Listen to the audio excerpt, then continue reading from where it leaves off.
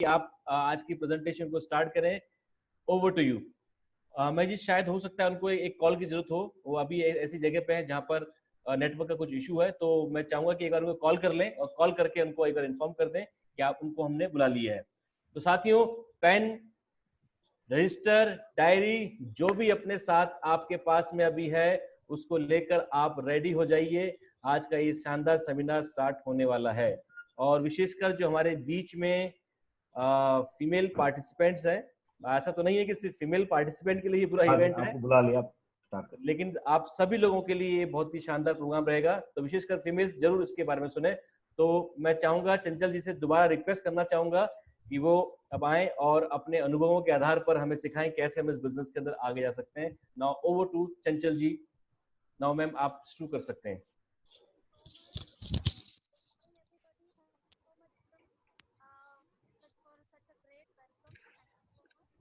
Ma'am, अगर आपका sound mute है तो उसको अनम्यूट कर लीजिए।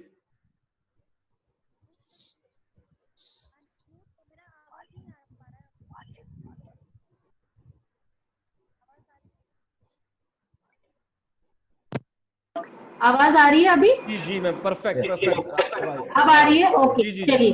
ओके ओके, मैं ईयरफोन लगा रही थी बट अभी ठीक है, आवाज आ रही थी। Thank you so much Pritam ji and everybody in the team. इतने such a great love and respect and welcome, thank you so much.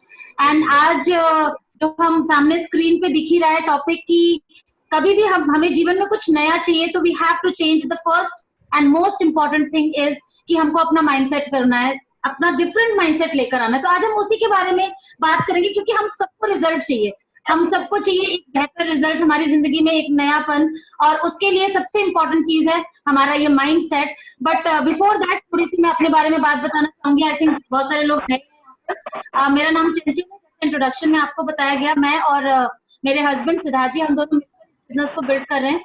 लगभग मुझे 20 साल इस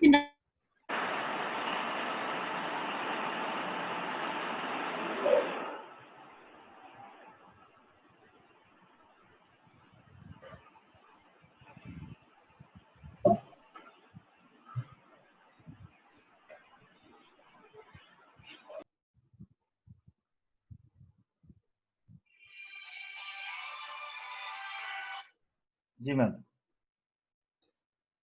स्टॉप हो गया। मैं म्यूट कर लूं। साथ में कुछ टेक्निकल प्रॉब्लम है, तो आपसे रिक्वेस्ट है थोड़ा सा वेट कर लें। Right, thank you.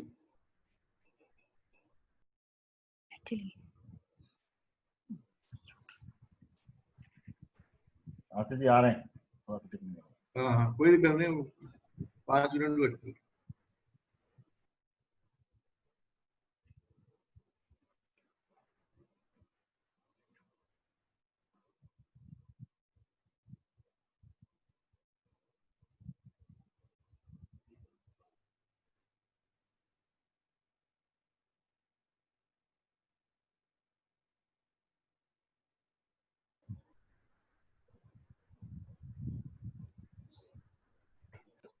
Okay,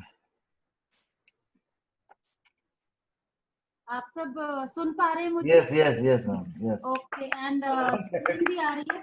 yes yes. और सॉरी बिकॉज अभी मैं वाराणसी में हूँ, समहाउ मुझे कुछ अर्जेंट काम से आना पड़ा, सो यहाँ पर इशू है बस लाइट का, वही, बट बेयर कीजिएगा। बट बहुत ऐसी चीजें जरूर आज देकर जाऊंगी जो आपके लिए बहुत यूजफुल रहेंगी और आपको ये जो बीच की डिस्टर्बेंस है वो डिस्टर्ब नहीं करेगी। तो मेरे बारे में आई थिंक प्रीतम जी ने बता ही दिया है कि मैंने और सिद्धार्थ जी ने काम करना शुरू किया। बट मैं आज अपने बारे में थोड़ा सा अगर शेयर करूं तो मैंने इस बिजनेस को क्यों किया या मेरा क्या रीजन रहा है, बिकॉज आई बिलीव कि कोई भी काम करने का, चाहे ये बिजनेस हो, चाहे वो कोई भी काम हो दुनिया का, छोटा और बड़ा कुछ भी आप मान लीजिए, हर एक काम करने का एक रीजन होता है। और वो रीजन क्या है वो मैं जरूर आज आपके साथ शेयर करना चाहूंगी। जब हमारी शादी हुई उसके बाद में, क्योंकि मैं टीचिंग प्रोफेशन में थी और उस टाइम में मुझे लगता था कि टीचिंग से ज्यादा बेहतर प्रोफेशन मेरे लिए है ही नहीं, मैं और कुछ काम कर ही नहीं सकती थी, बिकॉज बहुत अच्छी थी पढ़ने में, मगर उतनी ही ज्यादा मेरे अंदर कॉन्फिडेंस की कमी थी दूसरी साइड में। तो मुझे नहीं लगता था कि मुझे कुछ और काम मैं कर सकती हूँ कभी भी। एंड एक चीज जो मैंने अब जो मैं आपको कह सकती हूँ कॉन्फिडेंटली, कि अगर कोई इंसान एक फील्ड में बहुत कॉन्फिडेंट है और दूसरी फील्ड में कॉन्फिडेंट नहीं है, तो इसका ये मतलब नहीं है कि वो इंसान कुछ और नहीं कर सकता है, बिकॉज मैं आज आपके सामने हूँ। तो कॉन्फिडेंस एक ऐसा खेल है जिसे पाया जा सकता है, कॉन्फिडेंस एक ऐसी चीज है जिसे हम गेन कर सकते हैं। तो वो चीज मैंने धीरे धीरे यहाँ पर करना शुरू किया। और जब पूछा गया मुझसे क्या करोगे, तो मुझे लगा कि मैं टीचिंग में ही जाना चाहूंगी। और मेरी मदर इन लॉ ने फिर मुझे बहुत काउंसलिंग दी। मैं ब्लेस्ड रही हूँ कि मेरी फैमिली ने हमेशा मुझे सपोर्ट दिया है।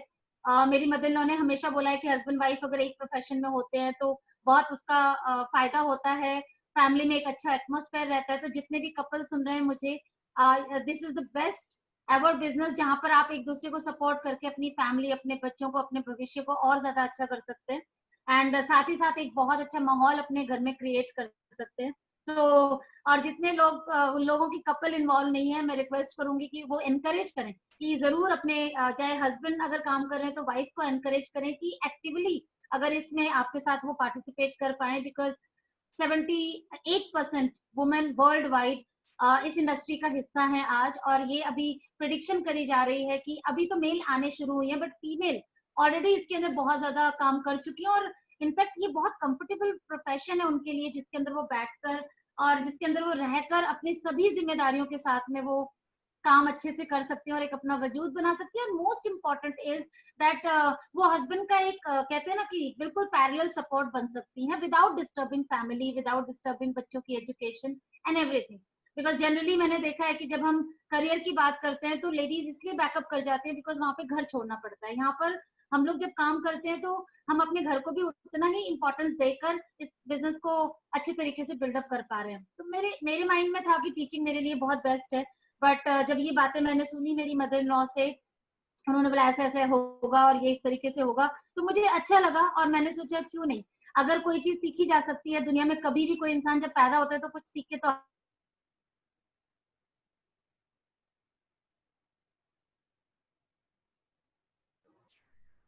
में आज मैं बात करना चाहूंगी कि कभी भी अगर आपको लगता है कि कोई जिंदगी में शुरुआत नहीं चाहिए तो नया माइंडसेट बनाना पड़ेगा। बिकॉज जो माइंडसेट के साथ आज तक हम काम कर रहे हैं, अगर उसके साथ मुझे मेरी लाइफ अनकंफर्टेबल कर रही है, मुझे मेरी लाइफ अच्छी नहीं लग रही है, या मुझे मेरा भविष्य नहीं दिख रहा है, तो डेफिनेटली मुझे वहां पर मेरा वो जो माइंडसेट है उसे ब्रेक करके कहीं ना कहीं एक नया माइंडसेट लेकर आना होगा। तो नया माइंडसेट होगा, ऑब्वियसली हमारे को नए रिजल्ट भविष्य में मिलने के चांस होंगे और हमेशा हमें मिलते हैं।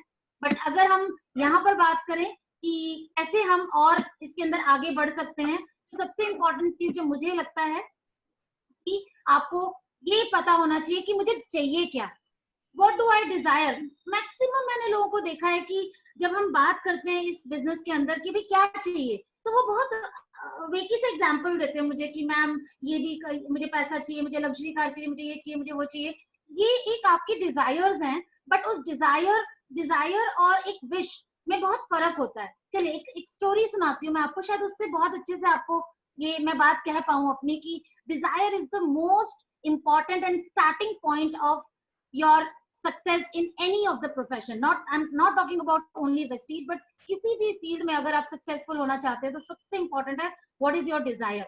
एक बार एक सेठ जी और एक सिठानी जी होते हैं, वो लोग बहुत बूढ़े से होते हैं। तो सिठानी जी अपने सेठ जी को बोलते हैं कि सेठ जी मुझे लगता है कि एक नौकर रख लेना चाहिए। बहुत ज्यादा वेल ऑफ नहीं होते हैं वो लोग, तो सिठानी जी की रिक्वेस्ट पे सेठ जी बोलते हैं चलिए ठीक है एक नौकर रख लेते हैं।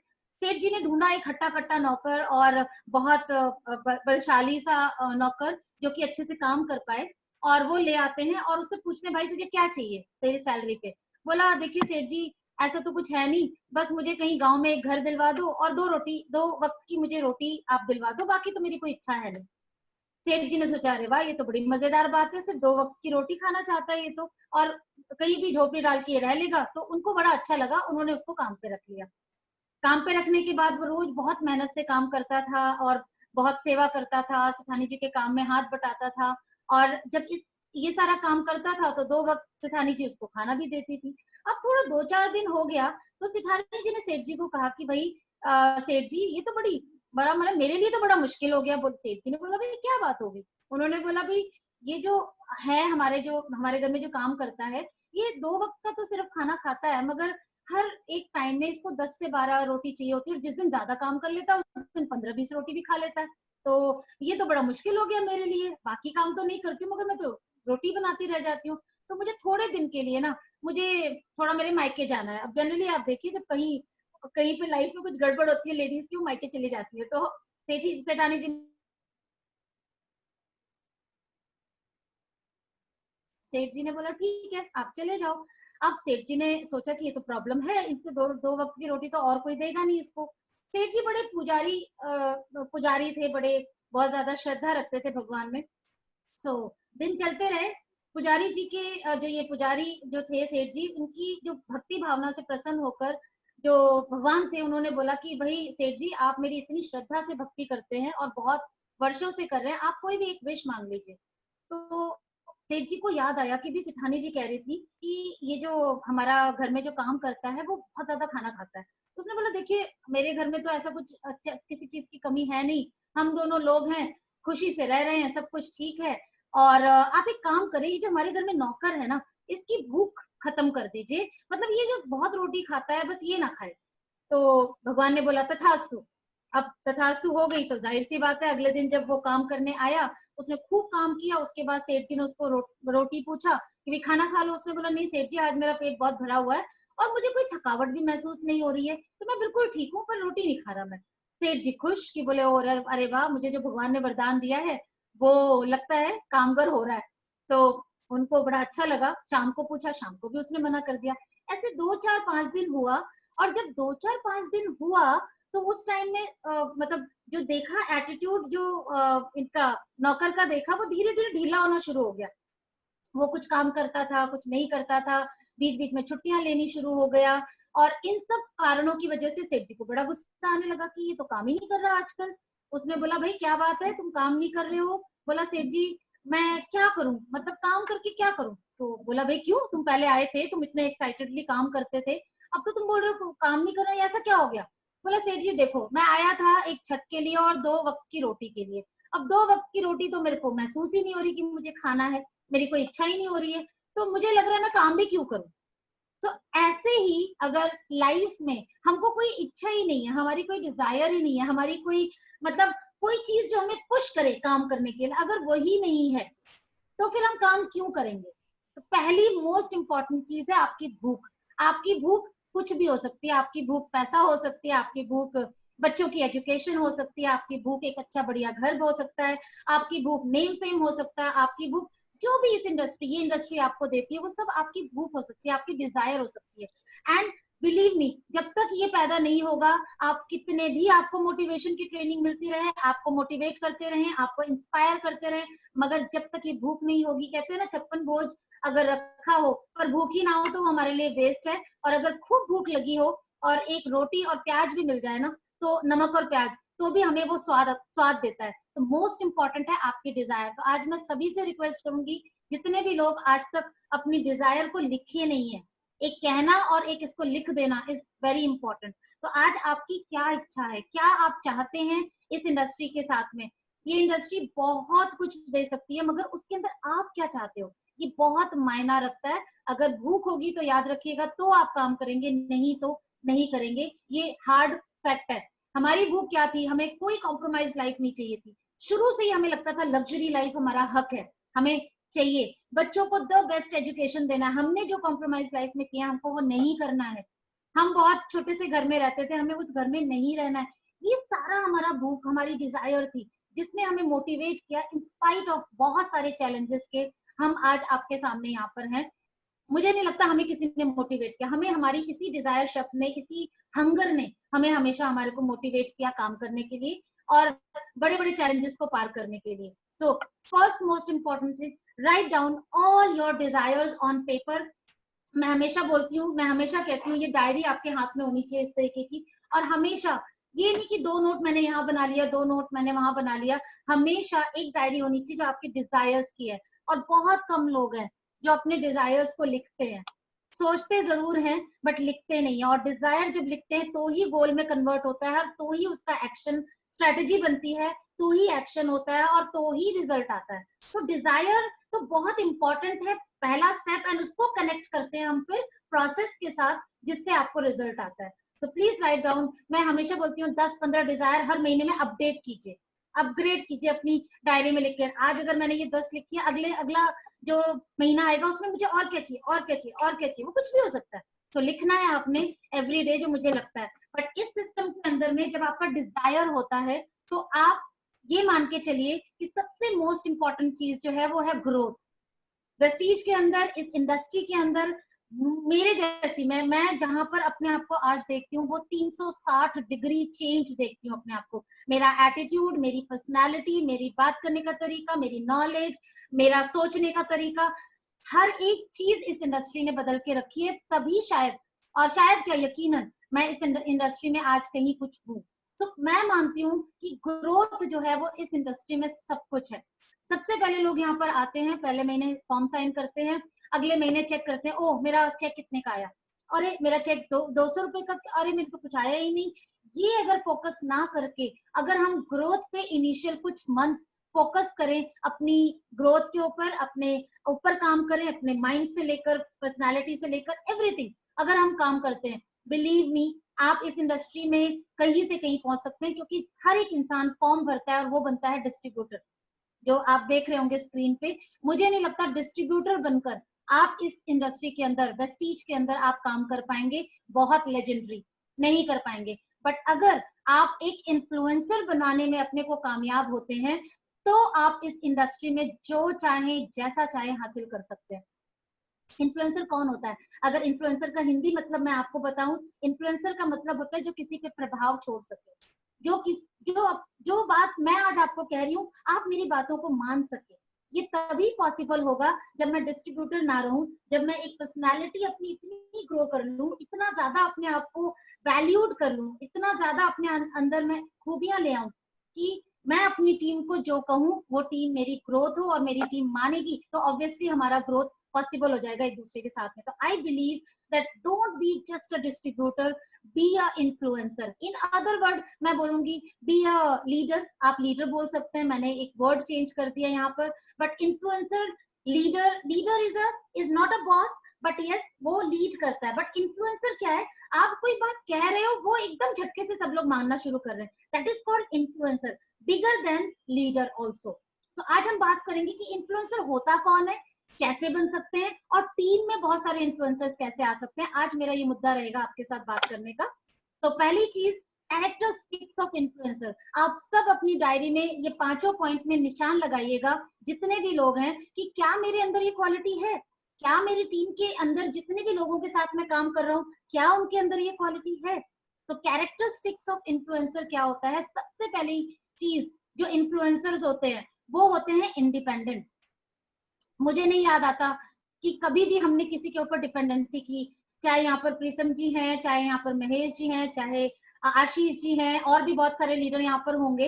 मैं सभी के लिए ये बात बोलना चाहूंगी कि हम में से किसी ने भी मतलब डिपेंड होने की कोशिश बहुत नहीं करी।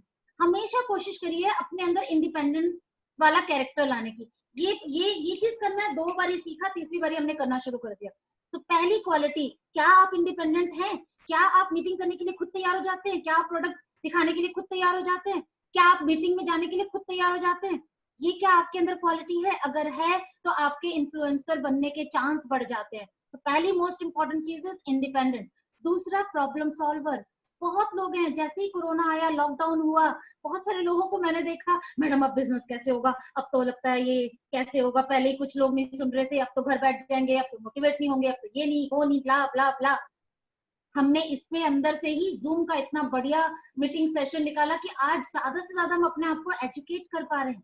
इतने सारे लीडर्स जिनको हम पर्सनली नहीं मिल पा रहे थे, उनसे हम एजुकेशन दे पा रहे हैं लोगों को। आज हम बहुत डेवलप कर पा रहे हैं अपनी आने वाले टाइम के लिए, चाहे वो टेक्नोलॉजी,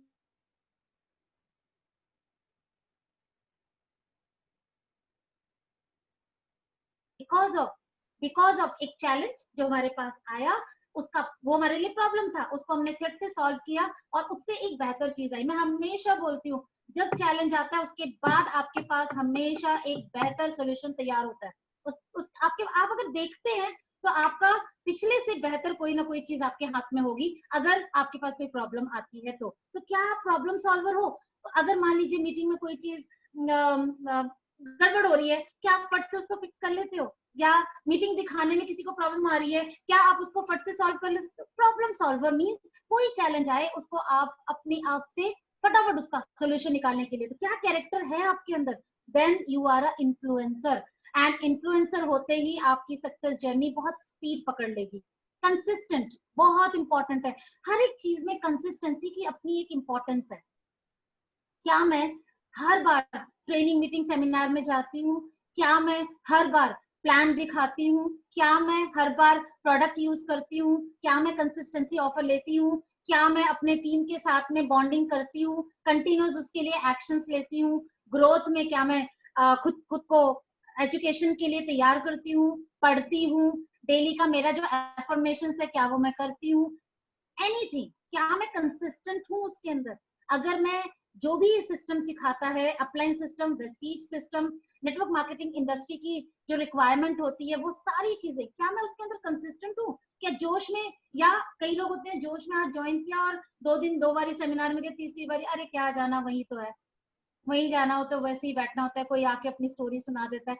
नहीं, ये कैरेक्टर नहीं है इन्फ्लुएंसर का, ये कैरेक्टर नहीं है आपकी ग्रोथ का। तो कंसिस्टेंट है क्या आप किसी भी चीज में जो सिखाई जाती है? चेक कीजिए अपने आप को, पॉइंट आउट कीजिए, टिक लगाइए अगर आप हैं, नहीं है तो क्रॉस कर दीजिए। और इस लाइन को आपने इंप्रूव करना है, इस लाइन को, इस कंसिस्टेंसी के कैरेक्टर को अपने अंदर लेकर आना है। Create action.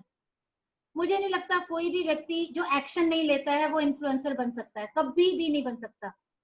Action is the most important thing. जितने भी इन्फ्लुएंसर्स होंगे लाइक लीडर्स, वो क्या करते हैं, दूर से भी किसी को एक्शन करवा देते हैं, दूर से भी। मैं यहाँ से जब नागपुर काम करती हूँ, पुणे काम करती हूँ, बहुत विजिट मैं हर दिन का नहीं करती हूँ, मगर यहाँ से बातचीत करके मैं वहां पे एक्शन क्रिएट करवा देती हूँ।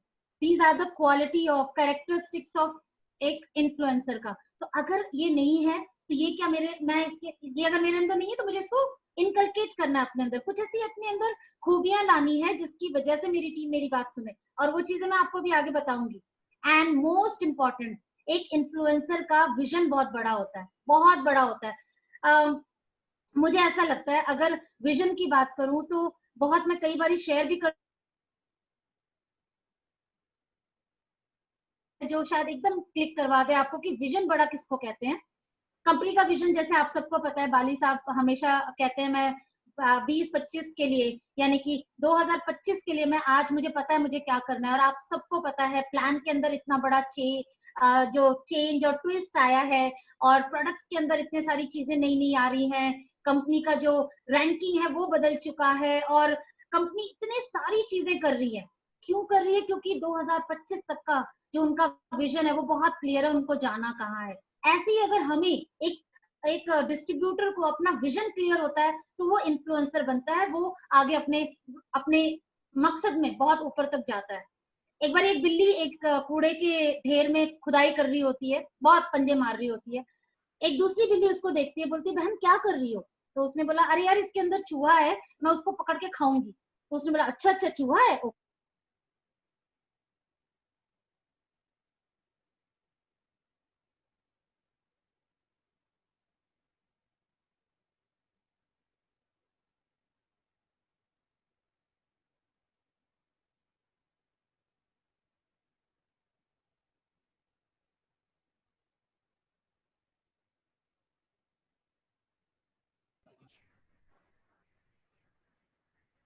मैडम के साथ काम करिए। हो सकता है नेटवर्क डिस्कनेक्ट हो गया हो, please wait for a minute or two. Network issue आ गया होगा, मैम दोबारा जल्दी कनेक्ट करेंगी, kindly wait for 1 or 2 minute.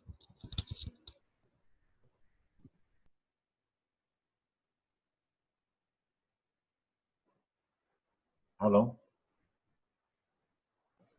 Can you hear me? हाँ जी हाँ जी, हाँ, बस वही लाइट की problem, keep on talking. Okay okay.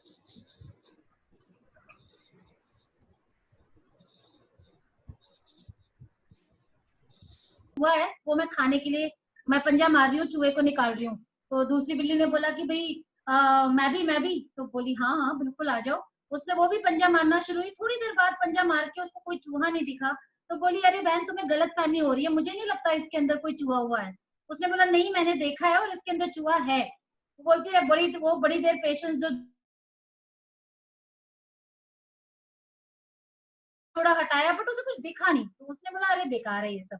तो उन्होंने फटाफट वो दूसरी बिल्ली जो आई थी वो चली गई।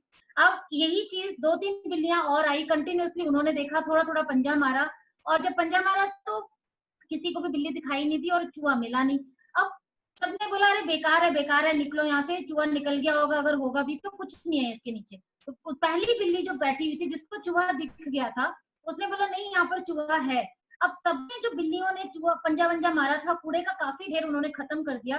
थोड़े टाइम बाद जब उस बिल्ली ने अपना थोड़ा थोड़ा शुरू किया पंजा मारना, उसने देखा नीचे अंदर चूहा था और फटाफट उसने उस चूहे को पकड़ा और खा गई। तो मेरा कहने का सिर्फ मतलब ये है, या ये स्टोरी का जो अर्थ ये है सुनाने का यहाँ पर, कि किसी को विजन दिखे या ना दिखे, एक इन्फ्लुएंसर जो होता है, एक डिस्ट्रीब्यूटर इन्फ्लुएंसर बनने की कैटेगरी में जब जाता है, तो एक डिस्ट्रीब्यूटर का विजन बहुत क्लियर होता है कि मुझे वेस्टीज से ये मेरा सपना या मेरी डिजायर ये पूरी होने वाली है।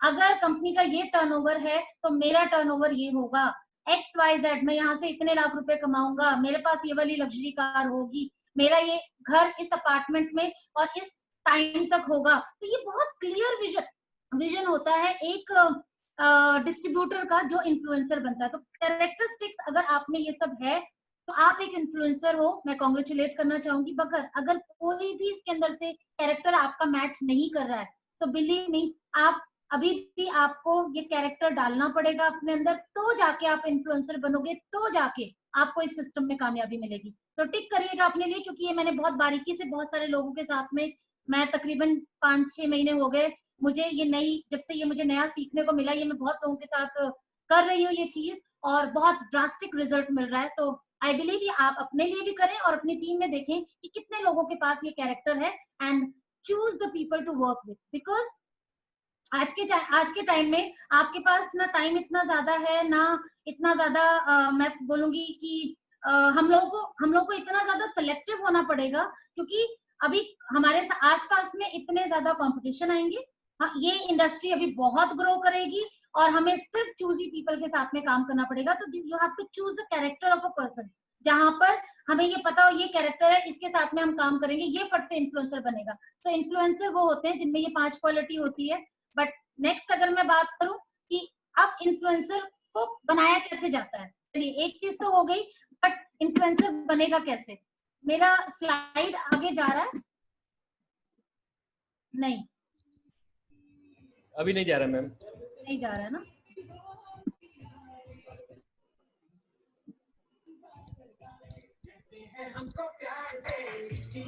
या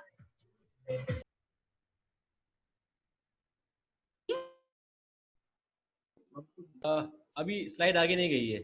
आगे नहीं जा रही है? नहीं जा रही है। कोई बात नहीं, आई थिंक आप वैसे ही आप कर लीजिए, कोई नॉट एन इश्यू, आप वैसे ही कंटिन्यू कर लीजिए। हाँ, जस्ट अ मोमेंट। ओके, अब जा रही है? यस यस यस अब जा रही है ना? Yes. Because it will help people to understand कि मैं क्या बोल रही हूँ। That is why I prefer कि स्लाइड होनी जी चाहिए। जी जी ओके, चलिए बात करते हैं कि इन्फ्लुएंसर्स को हम बना कैसे सकते हैं, या कोई भी व्यक्ति जब डिस्ट्रीब्यूटर होता है तो हम उसको इन्फ्लुएंसर में कैसे कन्वर्ट कर सकते हैं। एंड ये सब चीजें बहुत प्रैक्टिकल है। अगर हम सब अपने ऊपर लीडर्स कभी अपने बारे में सोचे तो ये सब हमने किया हुआ है, और यही चीज हमें अपनी टीम के अंदर इनकलकेट करना है, डालना है। सबसे पहली चीज जो एक डिस्ट्रीब्यूटर को इन्फ्लुएंसर तक लेके जाती है या लीडरशिप की तरफ लेके जाती है, वो है उसका माइंडसेट। जो मैंने पहली स्लाइड में बताया है कि आपको आपका माइंडसेट चेंज करना पड़ेगा, तब आपको नए रिजल्ट आएंगे। तो सबसे पहली चीज, पहला पॉइंट जो हमें उनके अंदर डालना है,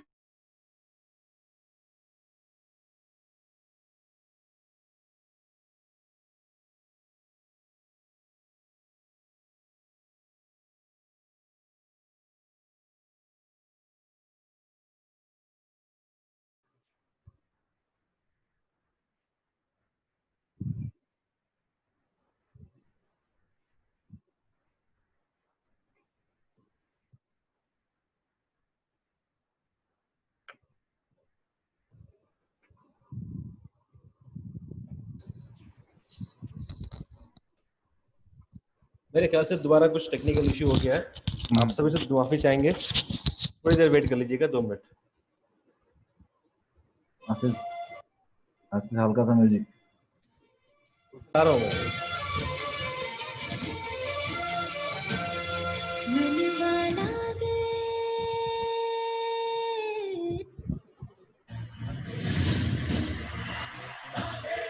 तो मैं आज आपके सामने शेयर करूंगी। एक बार कोटा के अंदर एक इस कंपनी से पहले, वेस्टीज से पहले 10 साल किसी अन्य कंपनी में काम किया। वहां पर एक मीटिंग होनी थी जहां पे कंपनी के स्पीकर ने बात करनी थी। उस मीटिंग को उन्होंने होस्ट करना था, ऑर्गेनाइज करना था। समहाउ वो नहीं पहुंच पाए और हम सारे लोग वहां पर पहुंचे। और वहां पे इनिशिएटिव लेने की बात जब आई कि अब मीटिंग कैसे होगी, वो तो नहीं पहुंच पाए, अब क्या होगा, मीटिंग कैंसिल करनी पड़ेगी। उस समय सिद्धार्थ जी ने डिसीजन लिया कि चलिए मीटिंग हम लोग करेंगे, मैं स्टार्ट करता हूँ। या मैं पहली बार उन्होंने एक बड़े स्टेज पे मीटिंग करनी शुरू करी।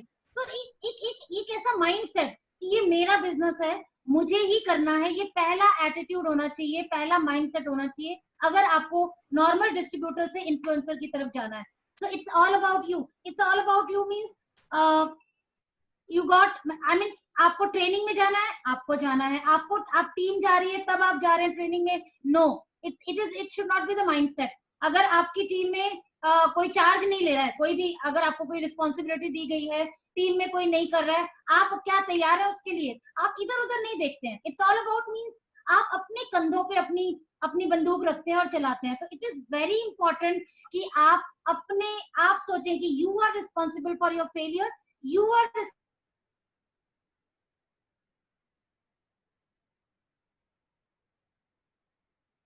सकता है नॉर्मल डिस्ट्रीब्यूटर से इन्फ्लुएंसर की तरफ जाने के लिए। दूसरा बहुत जरूरी है एंटरप्रेन्योर माइंडसेट। एक ऐसा माइंडसेट है ये जो बिजनेस करने वालों के लिए बहुत जरूरी है। हमारे सिस्टम में नौकरी से लोग, मतलब डिफरेंट बैकग्राउंड से लोग आते हैं, हाउसवाइफ्स आती हैं, जॉब से लोग आते हैं, ट्रेडिशनल बिजनेस से लोग आते हैं, और भी बहुत सारे बैकग्राउंड से लोग आते हैं। उनका एक माइंडसेट नहीं होता है। जैसे जो जॉब से आता है उसे लगता है अगला महीना क्या चेक आएगा, कितना होगा, मैंने इतना काम किया तो इतना कैसे नहीं आया। वो एक माइंडसेट कैरी करके आता है। हाउसवाइफ डिफरेंट माइंडसेट कैरी करके आती है। यहाँ पर एंटरप्रेन्योर माइंडसेट क्या है कि ये बिजनेस मेरा है। अगेन आपने देखा होगा होली, दिवाली या बहुत ओकेजन्स में दुकानदार लोगों को अगर आपने देखा होगा, अगर मैं बिजनेस पर्सन की बात करूं, उनको खाने तक का भी मौका नहीं मिलता।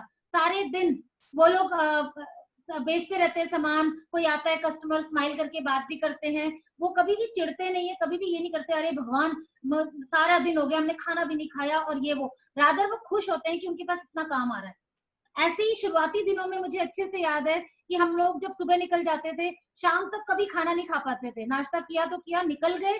निकलने के बाद में वापस जब आते थे तब हम रात का डिनर करते थे। ऐसे बहुत दिन हो जाते थे हमारे, बट कभी कंप्लेन नहीं किया। रादर हमें वो दिन बहुत अच्छा लगता था, बहुत अच्छा लगता था कि आज हमारे पास इतना काम था कि आज मजा आ गया। ये फील देता था हमें, ये माइंडसेट था एंटरप्रेन्योर। मेरा बिजनेस बहुत अच्छा हो रहा है तभी तो आज मुझे मौका नहीं मिला, मेरी इतनी मीटिंग्स हुई आज। कई लोगों को मैंने देखा है शिकायत करते हुए, मैम इतने तो ट्रेनिंग करते हैं, इतनी मीटिंग करते हैं, हमारा ये छूट जाता है, हम ये नहीं कर पाते, ऐसा वैसा।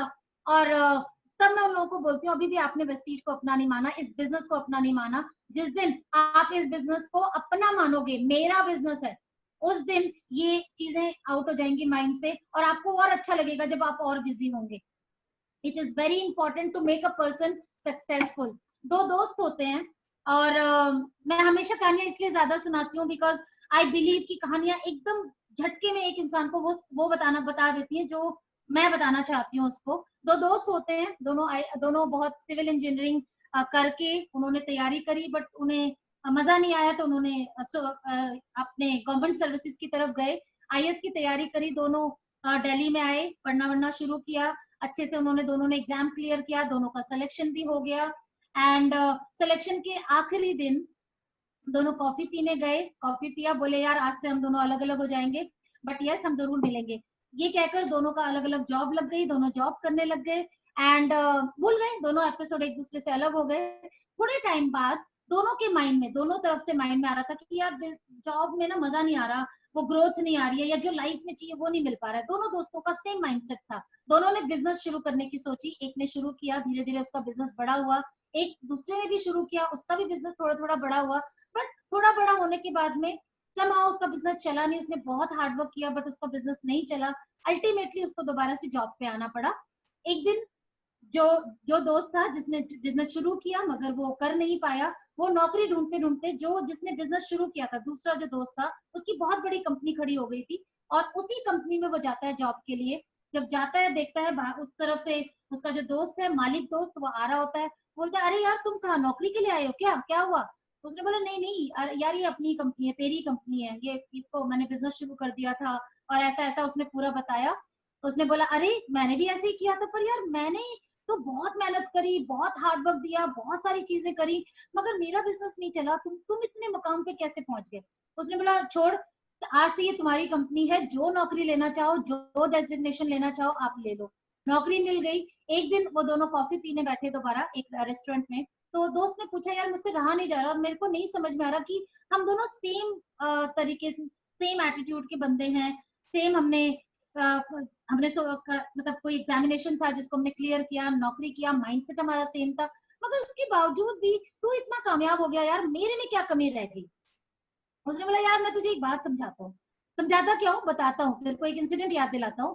तुझे याद है जब हम आखिरी दिन कॉफी पीने गए थे एक रेस्टोरेंट में? उसने बोला हाँ हाँ अच्छे से याद है। उसके बाद हम दोनों अलग होने वाले थे। उसने बोला हाँ, उस दिन जब हम लोग ऑटो से आ रहे थे, उस दिन मैंने क्या बोला था कि यार कमरे की लाइट और पंखा शायद, हमारे कमरे जिसमें हम रहते हैं उसका लाइट और पंखा शायद रह गया है जला हुआ।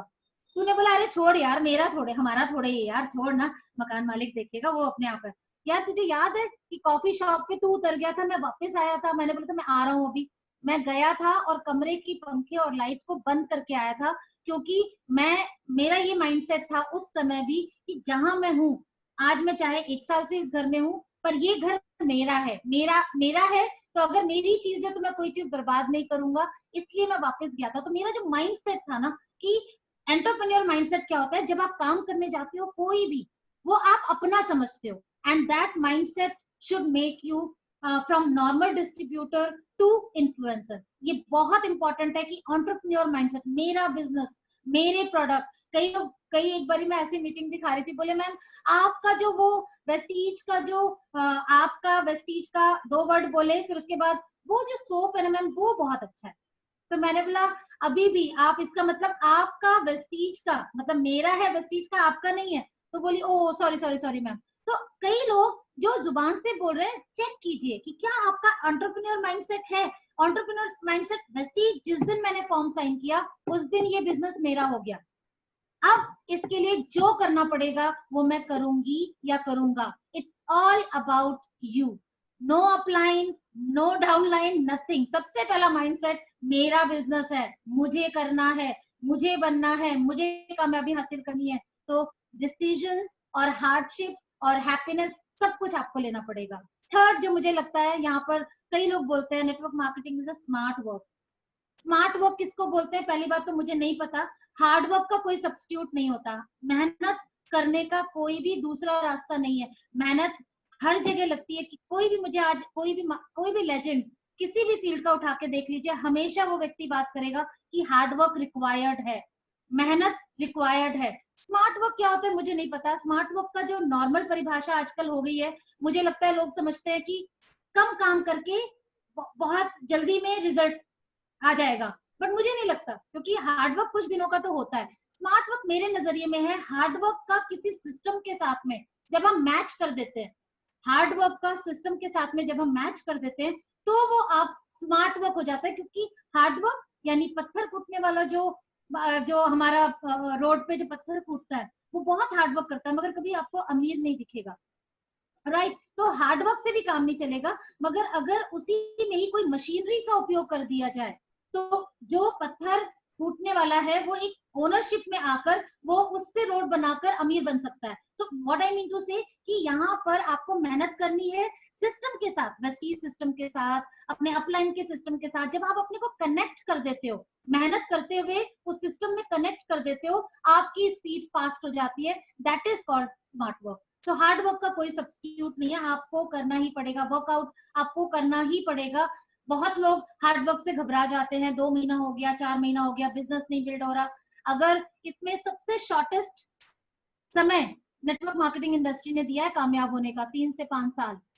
इससे कम समय में कहीं भी आप चले जाइए, आप कामयाब नहीं हो सकते। मैं नंबर 2 के धंधे की बात नहीं कर रही हूँ यहाँ पर, बट अगर आप जेन्युइनली कोई बिजनेस करना चाहते हैं तो 10-10, 20-20 साल लग जाते हैं, जिस मुकाम पे हम 3 से 5 साल में पहुंच सकते हैं। So hard work is required. Fourth जो माइंडसेट रखना है हमको, कम out of your comfort zone. बहुत सारे लोग मुझे ऐसे मिलते हैं जो कई बार मेरे पास आते हैं, मैं मीटिंग भी करती हूँ, मैं ट्रेनिंग भी करती हूँ, मैं प्रोडक्ट भी यूज करती हूँ, मैं सब कुछ कर रही हूँ, पर मैं कामयाब नहीं हूँ। और ऐसा क्वेश्चन पक्का आपके पास आता होगा कि मैम पता नहीं मेरे से कुछ हो क्यों नहीं पा रहा। तो मैं चेकिंग शुरू करती हूँ कि क्या उसका एंटरप्रेन्योर माइंडसेट है, क्या वो अपने कंधे पे अपनी सक्सेस को लेके चल रही है, क्या वो हार्ड वर्क कर रही है। चौथा, क्या वो कंफर्टेबल जोन में तो नहीं है। कंफर्टेबल जोन क्या होता है? कंफर्टेबल जोन वो होता है जहां पर हमें लगता है हम 2 मीटिंग कर रहे हैं, बहुत मीटिंग कर रहे हैं, अगर 2 मीटिंग में रिजल्ट नहीं आ रहा तो तीसरी मीटिंग आपकी अनकंफर्टेबल जोन है। मैं अपनी अपनी अनकंफर्टेबल जोन बताती हूँ। मैं जब इस सिस्टम में आई थी, मैं इस कंपनी से पहले की कंपनी में बात कर रही हूँ, शुरुआती दिनों में हम दोनों साथ में प्लान दिखाते थे, और उस समय मेरा जो कंफर्टेबल जोन था, मैं हर मीटिंग में जाती थी, हर ट्रेनिंग में जाती थी, हर सेमिनार अटेंड करती थी, पर जब मीटिंग करने की बारी आती थी उस समय में मैं सिर्फ डेमो करती थी, कुछ प्रोडक्ट्स का डेमो कर देती थी। वो मेरे को लगता था मैं काम करती हूँ, मैं हर मीटिंग और ट्रेनिंग करती हूँ। एक बारी क्या हुआ, एक मीटिंग मेरे घर के पास ही, मयूर विहार में हम लोग पहले रहते थे, वहीं पे एक मीटिंग सेट करी, और वहां पे जब मैं चली गई, सिद्धार्थ जी ने बोला कि आप मैं आता हूँ, तुम तब तक करो, तो जाके सेटिंग वेटिंग करो। तो वहां पे हम पहले 5 रुपए वाला चार्ट पेपर लगाते थे, पहले लैपटॉप वगैरह नहीं होता था, तो 5 रुपए के 2 चार्ट पेपर हम कैरी करते थे और एक मार्कर कैरी करते थे, और डेमो का प्रोडक्ट एक पैकेट में हम लेकर जाते थे। वो सब मेरा काम था, डिस्प्ले करना, कॉर्नर में प्रोडक्ट दिखाना, डेमो के लिए सामान तैयार करना, पानी रखना, ये सब मेरा वर्क था उस टाइम में। तो मुझे लगता था मैं बिजनेस करती हूँ, मैं मतलब मैं हार्ड वर्क कर रही हूँ, मैं आपको ये बात बताने की कोशिश कर रही हूँ। तो सिद्धार्थ जी नहीं आए, 3 बजे का मीटिंग था, 3:10 हो गए, नहीं आए। मेरे जो होस्ट थी उन्होंने बोला मैम 10-15 लोग बैठे हैं, अब ये चले जाएंगे, प्लीज आप मीटिंग स्टार्ट करो। अब मैडम ने तो मीटिंग उससे पहले करी नहीं थी, पर मुझे लगता था मैं हर मीटिंग में बैठती हूँ, भाई मैं मीटिंग करती हूँ एक तरीके से, बट मैंने कभी मीटिंग करी नहीं, बोर्ड पे मैंने कोई प्लान समझाया ही नहीं। अब समझ में नहीं आया क्या करें, तो बट होस्ट ने मुझे कंपेल किया, मैम प्लीज कर दो, आप कर दो, लोग चले जाएंगे। मैं उठी, जैसे तैसे मुझे जो समझ में आया मैंने किया, और उस दिन जब मैंने किया तो मुझे गुस्सा भी आ रहा था, मुझे बहुत अफसोस भी हो रहा था कि मैंने पहले क्यों नहीं कुछ किया। जब मैं घर गई तो देखा तो बैठे हुए थे सिराज जी, और मैंने बोला कि ये क्या मतलब आप आए नहीं, तो उन्होंने बोला नहीं कैसी रही मीटिंग। तो मैंने बहुत गुस्से में बोला, मैम ये बहुत गलत बात है, मैंने उस प्रोडक्ट के बारे में ये 2 बातें नहीं बताई, इसके बारे में मैंने वो बातें नहीं बताई, मैंने ठीक से नहीं बोला, मैं ये वो अपनी सारी कमियां उनको बताने लग गई। उन्होंने बोला देखो भाई, जो सामने लोग बैठे थे उनको मैं प्रोडक्ट का नाम नहीं लेना चाहूंगी, मान लीजिए हमारा स्पिरुलिना प्रोडक्ट है, मैं उसकी 4 क्वालिटी है, मैंने 2 ही बताया उस मीटिंग में। जब मैं ये बताया तो उसको 2 भी नहीं पता था, तो तू ऐसा क्यों सोचती है कि तू मतलब तूने ये किया। तो मेरा जो उस दिन कंफर्ट जोन था वो टूटा, और उस दिन के बाद मैं इस बिजनेस में आई थिंक आफ्टर 6-7 मंथ्स बाद मुझे असली में मेरा बिजनेस शुरू हुआ इस बिजनेस के अंदर। तो कंफर्टेबल जोन मुझे खुद को ही नहीं पता था कि मेरा क्या है। अनकंफर्टेबल जोन करना बहुत जरूरी है। अगर 2 मीटिंग में रिजल्ट नहीं आ रहा, 3 बढ़ाइए, 4 बढ़ाइए। आपको लगता है आपके सिटी में बिजनेस नहीं हो रहा, आउट ऑफ स्टेशन जाइए, बट ये कंफर्टेबल जोन को आपको छोड़ना ही पड़ेगा। And that is why I come out of your comfort zone. ये माइंडसेट करना पड़ेगा, जो भी करना पड़ेगा वो मुझे करना है, बस ये मेरे को डिसाइड करना है। 5वां जो बहुत इंपॉर्टेंट माइंडसेट है, जो मुझे लगता है करना चाहिए हर एक व्यक्ति को और करवाना चाहिए अपनी टीम में, वो है पेशेंस रखना। ये बिजनेस के अंदर लोग 1 महीना 2 महीना में लगता है जैसे पता नहीं कुछ चमत्कार हो जाएगा, और मैं बोलती हूँ ये बिजनेस के अंदर ना कोई ऐसा मैजिक नहीं होने वाला है कि जैसे 5 लाख इनकम आ रही है, करोड़ की इनकम आ रही है, तो ये मैजिक से नहीं आता है। ये एक प्रोसेस है, एक टाइम फ्रेम है, एक सिस्टम है जिसको फॉलो करके ये चीजें पॉसिबल होती हैं। तो मैजिक नहीं है कुछ भी, पैशन है। जहां पर जब हम हार्ड वर्क करते हैं, हम आउट ऑफ कंफर्ट जोन जाते हैं, तो अगर हम पैशन नहीं रखते हैं, अगर हम धैर्य नहीं रखते हैं, तो वहां पे हमारे अंदर हड़बड़ी आने लग जाती है, हमारे हमारे पेशेंस, हमारा लेवल जो है वो खत्म होने लग जाता है। तो पैशन के साथ में काम जरूर करिए, मगर साथ ही साथ में आपको पेशेंस रखना है, साथ ही साथ आपको धैर्य रखना है। और मैं तो इसको एक सिक्के का 2 पहलू मानती हूँ। पैशन के बगैर आप इस सिस्टम में कामयाब नहीं हो सकते, मगर वहीं पर ही आपको पेशेंस भी रखना पड़ेगा to become successful. Successful from distributor to influencer जाने के लिए। एक बारी एक हाथी होती है, हाथी प्रेग्नेंट होती है, एक बार एक डॉगी होती है वो प्रेग्नेंट होती है, दोनों अच्छी फ्रेंड होती हैं और आपस में बात करती हैं, एक दूसरे को कांग्रेचुलेट करती हैं और अपने अपने घर चली जाती है। वेरेज आप सबको शायद पता हो कि हाथी को एक बच्चा होने में, डिलीवरी करने में उसको तकरीबन 2 साल लगते हैं और डॉगी जो हमारे डॉग्स होते हैं उनको लगभग 60 से 68 दिन 62 दिन लगते हैं एक बार की डिलीवरी देने में। अब इस दौरान में क्या होता है, एक बार वो दोबारा डॉगी जब प्रेग्नेंट होती है तो डिलीवरी हो जाती है उसकी, 5-6 पपीज के साथ में वो मिलने आती है हाथी को। वो बोलती है बहन हाथी कैसी हो, क्या है, सब ठीक है? बोले हाँ। बोले हाथी आप, वो बोलती बहन आपके अंदर तो कोई चेंज दिख नहीं रहा, आप do you really feel that you are pregnant? तो she said yes I am pregnant. हाथी ने बोला हाँ मैं प्रेग्नेंट हूँ। तो डॉगी बोलती है, वो डॉग बोलती है कि ओके ठीक है। वो हेलो हाई करते हैं, दोबारा चाय पीते हैं, वापस चले जाते हैं। जब सेकंड टर्म में वो आती है डॉग दोबारा हाथी से मिलने, उस टाइम में लगभग 3 महीने हो जाते हैं उसको। 3 महीने बाद जब वो आती है तो देखती है हाथी फिर वैसी ही लगती है। इन पपी के और 4-5 पपीज हो जाते हैं, यानी टोटल 8-10 पपीज हो जाते हैं। फिर तीसरी बारी आती है तो 12-13 पपीज हो जाते हैं। तीसरी बार वो फिर जब सेम क्वेश्चन पूछते हैं वो हाथी से कि हाथी बहन क्या लगता है आपको कि आप प्रेग्नेंट हैं? मुझे तो कहीं से भी नहीं दिख रहा, कुछ भी नहीं दिख रहा। वो बोली देखो सुनो, मैं हूँ, मैं एक एक्स्ट्रा ऑर्डिनरी चीज को प्रोड्यूस करती हूँ। मैं कोई यूजुअल अनयूजुअल चीज मैं जब डिलीवरी देती हूँ तो वो एक स्पेशल चीज होती है। मेरा बच्चा बहुत स्पेशल ट्रीट किया जाता है और यही रीजन है कि मेरे को टाइम लगता है। कई बारी हम इस प्रोसेस के अंदर बहुत छोटे में मैंने स्टोरी बताई आपको, बट हमारा भी कुछ ऐसा ही है। अगर कोई नहीं मिल रही, एक को मिल रही है, एक के पास कार आ गई, एक के पास इनकम आनी शुरू हो गई, जल्दी हो गया उसका, तो कई बारी हम डिसहार्टन हो जाते हैं। कई बारी हमें लगता है कि पता नहीं, डाउट आना शुरू हो जाता है हमें अपने ऊपर। बट आई ऑलवेज बिलीव कि जब भी आपको, अगर आप पैशन के साथ काम कर रहे हो और देरी हो रही है, आप इस बात से खुश हो जाइए कि आपको बहुत बड़ी चीज आपको आगे मिलने वाली है। You are not here for the average thing, you are here for the extraordinary thing. And ये एग्जाम्पल मैं लोकेश जी के को एग्जाम्पल लेकर करना चाहूंगी। लगभग 4 साल तक हम सब उनके बारे में जानते हैं। लगभग 4 साल तक बहुत स्ट्रगल रहा और बहुत ज्यादा उनको हार्डशिप्स देखनी पड़ी, बट उनके पैशन में कोई कमी नहीं आई, उनके हार्डवर्क में कोई कमी नहीं आई और के पेशेंस के साथ में आज उन्होंने जो जहां पर वो उन्होंने मकाम पाया है, उनके बारे में आज लोग दूसरों को एग्जाम्पल देते हैं। तो जस्ट बिकॉज ऑफ, आप अप्रिशिएट कीजिए, आपके साथ में कोई आया है वो सक्सेसफुल हो रहा है,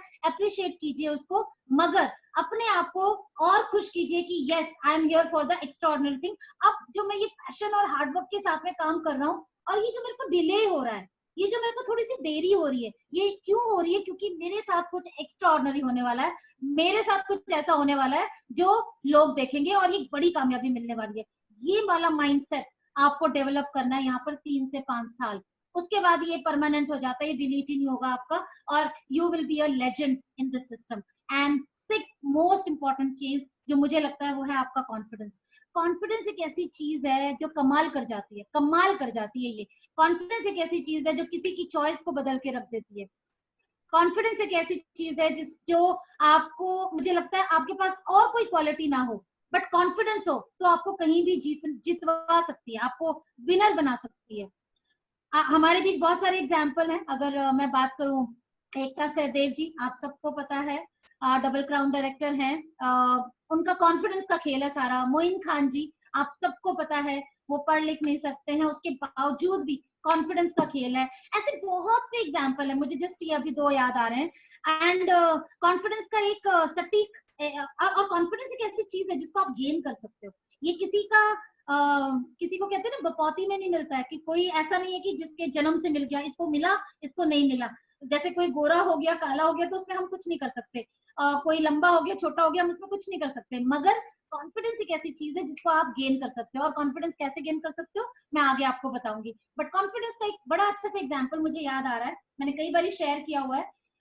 एक बारी हम लोग, हम फैमिली और मेरी जो सिस्टर है वो रहती है यूएस में, अमेरिका में रहती है, और वो उनके साथ में हम लोगों का प्रोग्राम बना। 1 महीने का हम लोगों ने टूर लिया था यूएस का, डिज्नीलैंड गए हम लोग और जितने भी लोग टूर पे जाते हैं यहाँ से वेस्टीज के जो हमारे अब्रॉड ट्रिप्स होते हैं, आपने देखा होगा अगर हम किसी भी डेस्टिनेशन पे घूमने जाते हैं तो जब एंट्री करते हैं तो सोवेनियर की गिफ्ट का शॉप, सोवेनियर्स का या गिफ्ट शॉप होता है, और जब हम बाहर निकलते हैं उस जगह से तो बाहर ही एग्जिट करते वक्त भी हम उसी सोवेनियर गिफ्ट से बाहर निकलते हैं, गिफ्ट वाला जो हमारा आउटलेट होता है।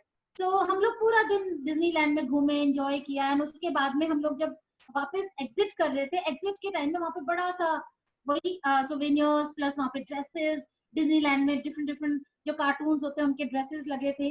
अब मेरी सिस्टर की एक डॉटर है, वो जिद में आ गई कि मुझे सिंड्रेला की ड्रेस चाहिए, मुझे सिंड्रेला की ड्रेस चाहिए।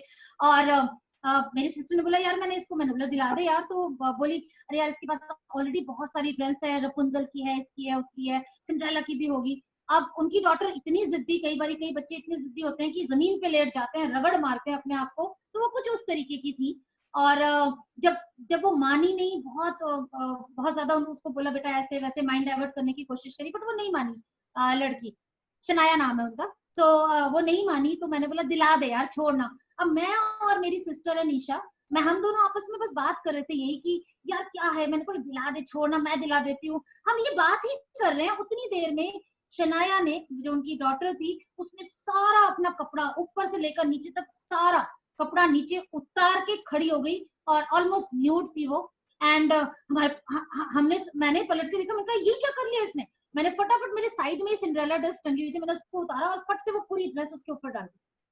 What I mean to say कि वो छोटी सी लड़की ने दो बड़े लोगों की चॉइस को बदल दिया। हमारी इच्छा नहीं थी उसको दिलाने की, मगर उसका कॉन्फिडेंस था कि कैसे नहीं दिलाओगे, ये देखो। So what I mean to say, confidence is something which can make impossible thing possible. So ये 6 चीजें अपना माइंड सेट कर लेंगे, उस दिन ये बिजनेस आपके मुट्ठी में आ जाएगा और आप काफी हद तक अपनी जो सक्सेस जर्नी है कंप्लीट कर चुके होंगे। बट चलिए, कॉन्फिडेंस को कैसे आप बढ़ा सकते हैं, ये बहुत बड़ा क्वेश्चन है। माइंड सेट कर लिया, मगर कॉन्फिडेंस कैसे आएगा, कॉन्फिडेंस कैसे आएगा, हम उसकी बात करते हैं।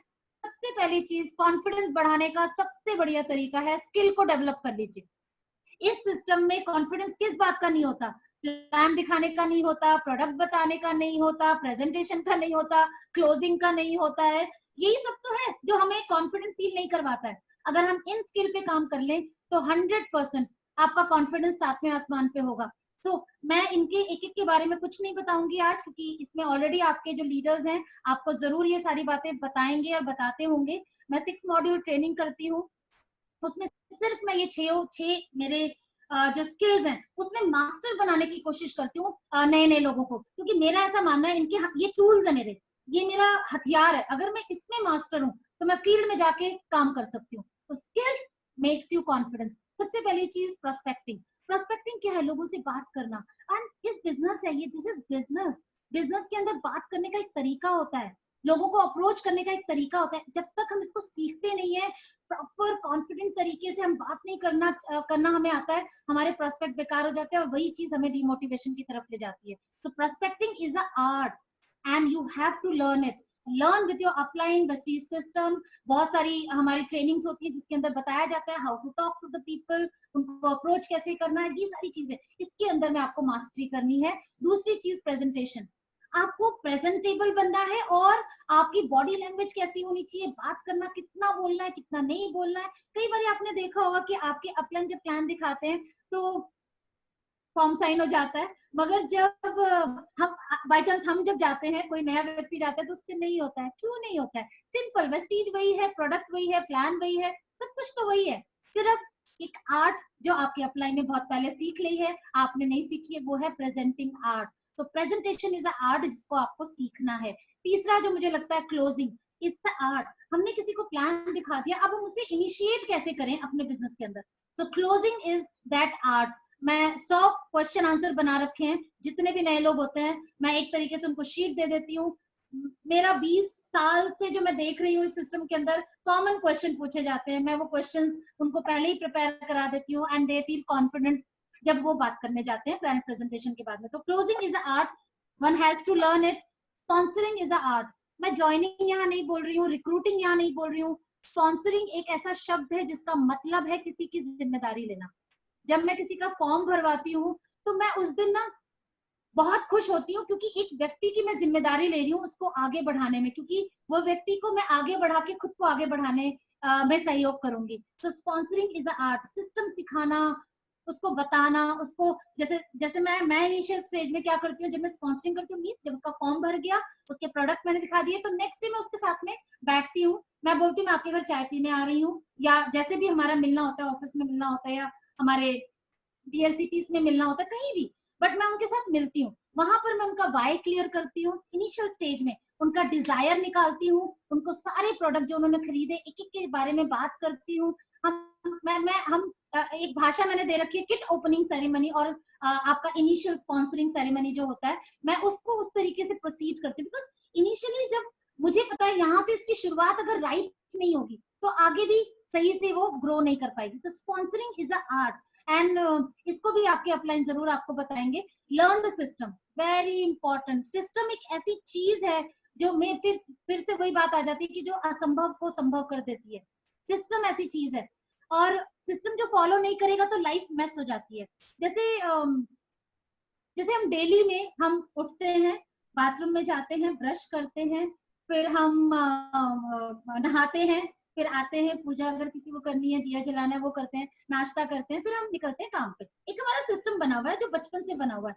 और अगर इसको मैं थोड़ा टेढ़ा मेढ़ा कर दूं, पहले उठे, फिर हमने पहले नाश्ता कर लिया, फिर हमने पूजा कर ली, फिर हमने ब्रश कर लिया, फिर हमने सोचा चलो अब बाहर चले जाते हैं, तो आप देखेंगे लाइफ मेस हो जाएगी, और कभी सोच के देखिएगा अजीब सा हो जाएगा सब कुछ। तो एक सिस्टम है जो वेस्टीज सिस्टम है, उसको हमें लर्न करना है, और उसमें कोई टेढ़ा मेढ़ा नहीं करना। जिस तरीके से सिखाया जाता है, जिस तरीके से अपलाइन आपको कहती है, उसी तरीके से ही चलना है। बहुत लोग अपना सिस्टम डालने की कोशिश करते हैं, विच इज नॉट गुड, और अल्टीमेटली आपका जो डिस्ट्रीब्यूटर से इन्फ्लुएंसर बनने का जो सफर है वो मुश्किल कर देता है, और वो डिले कर देता है, और टाइम लगेगा आपको। अल्टीमेटली सबको सिस्टम पे आना पड़ता है। तो learn the system, which is very very important. And 6 जो आर्ट है, 6 जो स्किल है, वो है प्रमोट द इवेंट। मैं अपनी बात करूं तो मुझे ऐसा लगता है मैं इस सिस्टम में सिर्फ और सिर्फ इवेंट की वजह से हूँ, और बहुत सारे ऐसे लोग हैं जो सिर्फ और सिर्फ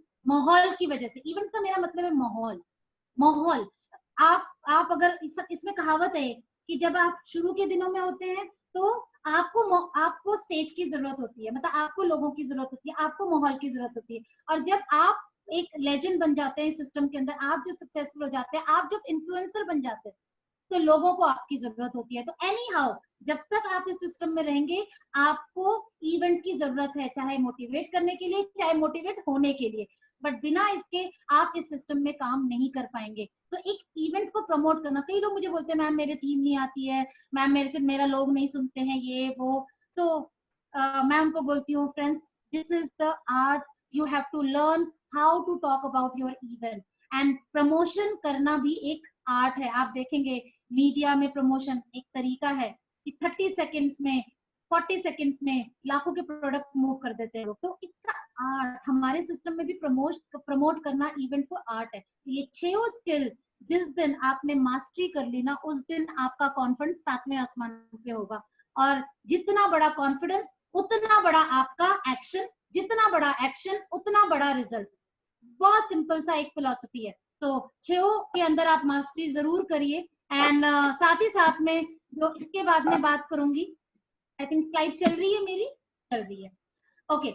नाउ इसके बाद में जो मैं बात करूंगी इस बिजनेस में, जो पहला माइंडसेट, दूसरा स्किल, और तीसरा रिलेशनशिप, बहुत इंपॉर्टेंट है। मैं हमेशा रिलेशनशिप को बहुत अहमियत देती हूँ। रिलेशनशिप का अगर आप मतलब यहाँ देख रहे होंगे एक लैटिन भाषा में, the state of being connected. Actually relationship का मतलब होता है the state of being connected. And network marketing के अंदर जो रिलेशनशिप है वो बहुत स्ट्रॉन्ग रिक्वायरमेंट है, क्योंकि हम एक टीम के साथ काम करते हैं, हम एक दूसरे के साथ कनेक्टेड होते हैं। और मेरा ऐसा मानना है network marketing is equivalent to being connected.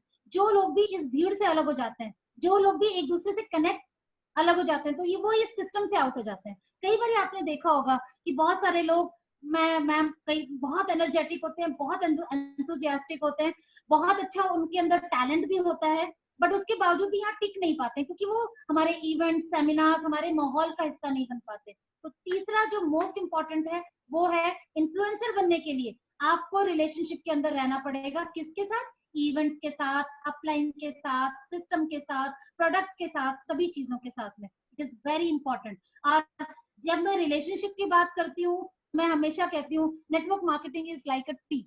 अगर हम नेटवर्क मार्केटिंग को एक पेड़ की तरीके से समझें तो रूट क्या है? हमारा मैनेजमेंट, जिसके बारे में बात करने की मुझे जरूरत ही नहीं है। हम सबको हमारे मैनेजमेंट के बारे में पता है, कितनी एनर्जेटिक, कितनी एंथुसियास्टिक, कितनी विजनरी है। मेरे पास शब्द नहीं है, आप सबको अच्छे से पता है। तो एक पेड़ का जो रूट होता है, जो जड़ें होती हैं, वो हमारे पेड़ की, वेस्टीज पेड़ की जो ट्री की हमारी जो रूट्स हैं बहुत सॉलिड है, इसके अंदर कोई क्वेश्चन नहीं है। ट्रंक, कंपनी के जो ब्रांचेस हैं, हम यहाँ पर लेते हैं ट्रंक को, ये जो जड़ से जो ऊपर तक की बातें हैं उसको मैम हम लेते हैं। स्क्रीन आपका आ नहीं रहा है मैम, आपका स्क्रीन आने शेयर नहीं हुआ सर। कोई बात नहीं, नहीं कोई बात नहीं, करने दो करने दो। चलिए ठीक है ठीक स्क्रीन नहीं है, कोई बात नहीं। है। Session is going fantastically well. Okay, तो आई डोंट नो क्या हो जाता है बीच में। सो ट्रंक इज लाइक, ट्रंक अगर समझते होंगे, जड़ से जो ऊपर वाला पोर्शन होता है जो पेड़ को बड़ा करता है, दैट इज कंपनी। कंपनी का जब रूट स्ट्रांग है तो कंपनी ऑटोमेटिकली, यानी रूट जब स्ट्रांग होते हैं तो ट्रंक ऑटोमेटिकली स्ट्रांग हो जाता है। देन आती है ब्रांचेस, उस पेड़ की ब्रांच, उस पेड़ की ब्रांच है हम लीडर्स। उस पेड़ की जो शाखाएं हैं, छोटी छोटी जो टहनियां हैं जिसको हम ट्विग्स बोलते हैं, वो है डिस्ट्रीब्यूटर्स। एंड जो रिजल्ट्स हैं वो है फ्रूट्स, या फिर वो पत्ते वाला पेड़ है तो पत्ता। तो इस ट्री को अगर हम एक साथ रखना चाहते हैं तो हम सबको एक साथ रहना पड़ेगा, यानी मैनेजमेंट, कंपनी, लीडर्स, डिस्ट्रीब्यूटर्स, हम चारों लोग जब एक साथ कनेक्टेड होते हैं तब जाके ये पेड़ सॉलिड रहता है। कई लोग, हमें कई बार होता है कि यहाँ पर अगर मैं बात करूं मैनेजमेंट और कंपनी तो खैर सॉलिड है ही है, लीडर्स और डिस्ट्रीब्यूटर्स के बीच में कई बार कुछ मतभेद हो जाता है। आज मैं उसी की ही बात करूंगी, अपलाइन डाउनलाइन रिलेशनशिप के बारे में, जो मेन है इस सिस्टम में आपको सक्सेसफुल करने के लिए। रिस्पेक्टेबल जो लीडर होता है, अपलाइन होता है, प्लीज चेक करिएगा जितने भी लोग, ऐसा नहीं है कि कोई क्राउन की बात कर रही हूँ, गोल्ड की बात कर रही हूँ, या डायमंड की बात कर रही हूँ, या ब्रॉन्ज डायरेक्टर की बात कर रही हूँ। एक मैं 5%, मैं सपोज करिए मैं 17% हूँ, या मैं 5 स्टार 8 हूँ, मेरे नीचे अगर कोई 2 लोग भी हैं तो मैं उनकी लीडर हूँ एक तरीके से। तो हर कोई अपने आप को ये चेक कर सकता है कि क्या वो रिस्पेक्टेड अपलाइन है, क्या वो रिस्पेक्टफुल अपलाइन है, क्योंकि हम अपने को ही चेक कर सकते हैं। सो पहला क्वालिटी एक रिस्पेक्टेबल लीडर के अंदर होना चाहिए। नो, जो जानता है कि वो या वो, मतलब ही और शी हो, वो भी हो, is not the boss in this system. वो सिर्फ एक मार्गदर्शक है, वो बॉस नहीं है। कई बार हम बहुत एरोगेंट वे में अपने डाउनलाइन से बात करते हैं, बहुत अथॉरिटेटिव वे में बात करते हैं, और मुझे नहीं लगता है कि हमें इस सिस्टम में ये बात कहनी चाहिए। हाँ, आप उनको गाइड कर सकते हो, आप उनको मार्गदर्शन दे सकते हो, आप उनको डायरेक्ट कर सकते हो, बट मानना ना मानना अगेन उनकी मर्जी होती है, because they are responsible for their success. If they want to become successful, they will definitely listen to you, but हम उनको जबरदस्ती नहीं कर सकते, बिकॉज हम बॉस नहीं है। सिंपल बात। लॉयल होते हैं रिस्पेक्टेबल लीडर्स। कौन होते हैं? जो लोग कंपनी के लॉयल होते हैं, कंपनी के साथ कनेक्टेड होते हैं, कंपनी के प्रोडक्ट्स को यूज करते हैं, कंपनी के सिस्टम को फॉलो करते हैं, कंपनी के बारे में कभी भी नेगेटिव बात नहीं करते। ये लोग रिस्पेक्टेबल लीडर्स होते हैं। रिस्पेक्ट करते हैं अपने सारी टीम मेंबर्स का, ये स्पेशल क्वालिटी होती है जो आपके अपलाइन, कोई भी जो यहाँ बैठा है, चेक कीजिए अपने आप को। मैं अपने को चेक करती हूँ समटाइम्स। कई लोग, मैं हमेशा बोलती हूँ अगर कहीं पे प्रॉब्लम आ रही है अपलाइन डाउनलाइन में तो प्लीज चेक कीजिए अपने आप को। डाउनलाइन को अपने आप को चेक करना चाहिए, अपलाइन को अपने आप को चेक करना चाहिए। सोर्स ऑफ एनकरेजमेंट होना चाहिए एक रिस्पेक्टफुल लीडर। एक रिस्पेक्टेबल लीडर हमेशा जब आप जाओ, लोग आपसे मोटिवेट हो जाए, लोग सोचे यार इनके साथ में बैठने में एनर्जी आती है, मुझे इनके साथ में रहना अच्छा लगता है। ऐसा एक सोर्स ऑफ इंस्पिरेशन बनना चाहिए, सोर्स ऑफ एनकरेजमेंट बनना चाहिए। Has no favouritism. जो एक रिस्पेक्टफुल लीडर होता है, रिस्पेक्टेबल लीडर होता है या अपलाइन होता है, वो कभी फेवरिज्म नहीं करता है कि ये बहुत अच्छा है, इसके साथ में करते हैं, ये वाला तो थोड़ा कम पीवी वाली लगे, यहाँ कोई ध्यान नहीं देते हैं। ऐसा हो जाता है समटाइम। बट अगर आप अच्छे अपलाइन हैं, एक रिस्पेक्टेबल अपलाइन है, तो कभी भी आप फेवरिज्म नहीं करेंगे। Treat the same team like family member. मैं हमेशा, हम लोग आपस में हम सब लोग बात करते हैं, चाहे प्रीतम जी हैं, हम लोग आशीष जी हैं, या लोकेश जी हैं, या विशाल जी अभी हमारे साथ में है। हम लोग एक फैमिली मेंबर की तरीके से हैं। सुख दुख में हम एक दूसरे के काम आते हैं, एक दूसरे के कोऑर्डिनेशन में रहते हैं, इतना तो मुझे लगता है मैं फैमिली के साथ भी कंफर्टेबल फील नहीं करती जितना मैं अपने इन लीडर्स के साथ में कंफर्टेबल फील करती हूँ। बात करना, उनसे राय लेना या उनसे बातचीत करके और नए मिशन के लिए तैयारी करना, ये एक अच्छे अपलाइन का एक कैरेक्टर बोल सकते हो आप, होता है कि हम अपनी टीम को एक फैमिली मेंबर समझते हैं। एंड सबसे पहले मेरे को ऐसा लगता है जो एक और स्पेशल क्वालिटी होनी चाहिए वो है focus on relationship first, income second. हमेशा मैंने यही देखा है, मैं हमेशा सोचती हूँ जब पीछे पलट के कि इतनी बड़ी लीडरशिप का क्या एक रीजन हो सकता है, तो हमने हमेशा रिलेशनशिप पे फोकस किया। आज हमारे साथ 20-20, 22-22 साल से लोग हमारे साथ एसोसिएटेड है, जो कहीं नहीं गए, हमारे साथ है। क्यों है? क्योंकि रिलेशनशिप है। हमने कंपनी एक छोड़ी दूसरी में आए, या बहुत सारे और भी लीडर्स आए गए, मगर जिनके साथ रिलेशनशिप स्ट्रांग होता है वो हमेशा एक दूसरे के साथ में रहते हैं। तो अगर लगता है कभी अपने को चेक करने का मन करे तो प्लीज मेक श्योर कि ये सारे पॉइंट्स आप अपने आप को चेक करें कि वो जानता है, एक रिस्पेक्टेबल लीडर जानता है कि वो बॉस नहीं है, वो कंपनी के साथ लॉयल होते हैं, टीम मेंबर की, हर एक टीम मेंबर की रिस्पेक्ट करते हैं, सोर्स ऑफ एनकरेजमेंट बनते हैं, फेवरिज्म नहीं करते हैं, हर एक टीम के मेंबर को अपना फैमिली मेंबर मानते हैं और फोकस करते हैं पहला रिश्ते के ऊपर, रिलेशनशिप के ऊपर, सेकंड ऑफ कोर्स हम इस बिजनेस में हैं तो इनकम पे। और इसी तरीके से मैं डाउनलाइंस की भी बात करूंगी। जितने भी टीम में आज लोग ज्वाइन हुए हैं या जितने भी टीम में लोगों को लगता है कि am I a good distributor और am I a good downline और am I a good team people, वो अपने आप को जरूर चेक कर सकते हैं कि वो भी ये ना सोचे कि अपलाइन उनके लिए मतलब हमेशा खड़ा रहे, हमेशा तैयार है।